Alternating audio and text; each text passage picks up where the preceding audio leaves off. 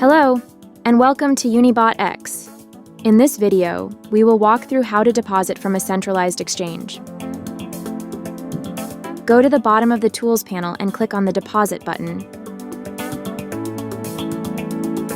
To deposit from an exchange or non-connected wallet, simply copy the address provided in the Wallet Management panel and transfer funds through your selected platform, Binance in this example.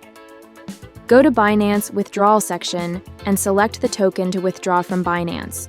Paste the address copied on Unibot X and proceed to withdraw.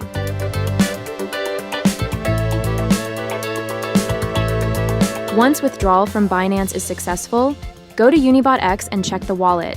You can now see the Ethereum balance updated. Thank you for watching, and see you soon for a new Unibot X tutorial.